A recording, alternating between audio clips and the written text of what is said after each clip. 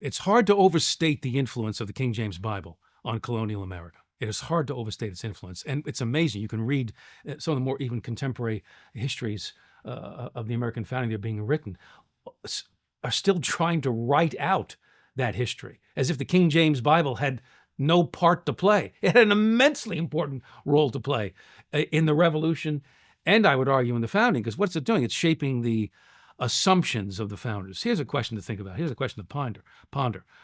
Why did the French Revolution fail and the American Revolution succeeded? Well, what's going on in France? The battle cry, liberty, equality, and fraternity.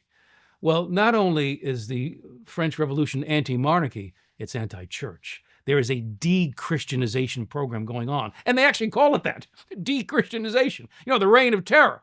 This is kind of an astonishing thing to consider. The French revolutionaries who say they want the same things that the Americans are fighting for, liberty, equality, they want to try to accomplish that apart from religion, against religion, without religion.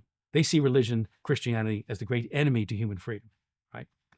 The American founders are exactly the opposite.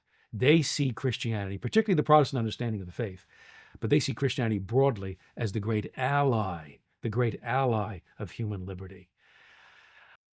They're joined at the hip, faith and freedom in the founding. And that helps to explain the success of the American experiment.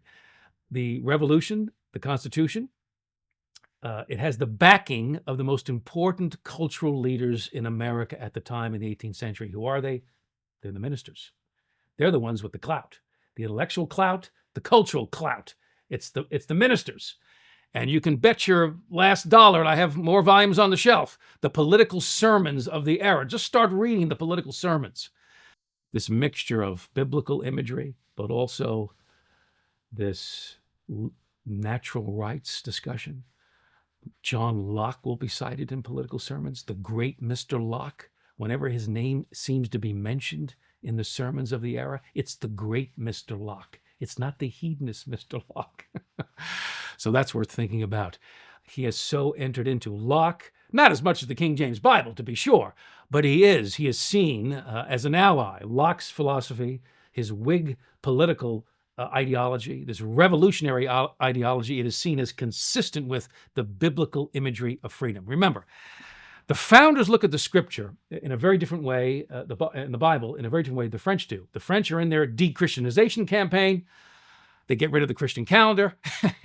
And the Americans, they're all about the Christian calendar and the Bible. And they see the Bible, the American founders, they see the Bible as the freedom book. It is not too much to say that the Bible, especially the King James Bible, it is America's third founding document. No one would ever say the same thing of the French Revolution. But it is the third founding document. It shapes their assumptions. It's not just their language. It's not just window dressing. How does it shape their assumptions? Unlike the French, the Americans, yes, they believe in human capacities, the capacity for self-government, government by consent. They do believe in that, but they are very sober about what that's going to mean. The will to power is always on their minds. The problem of factions is on their minds. Why? How does Madison put it in the Federalist Papers? The problem of factions is sewn into the nature of man. You won't find that language with the French revolutionaries. They don't even think they're going to have a problem with factions. People are just going to know the general will there in France and all come together, hold hands together, and share precious promises, and it'll all come out in the wash. It doesn't. What happens in France within a decade? They got rid of their king, and now they're crowning a guy, a dictator for life, Napoleon. It all collapses. But the Americans are more sober. I would argue that there's a Christian realism to the founding that is completely lacking in the French Revolution. And where does that Christian realism come from? It comes from the Bible. It comes from guys like Locke. So yes, they believe in the capacity for self-government. Otherwise, they wouldn't have launched this experiment, right? But they're very sober about that capacity. And that's why, if you think about it, well, what is the Constitution? The Constitution is, in a sense, it's not the end of the revolution. It's the fulfillment of the revolution in an institutional form, in a legal form.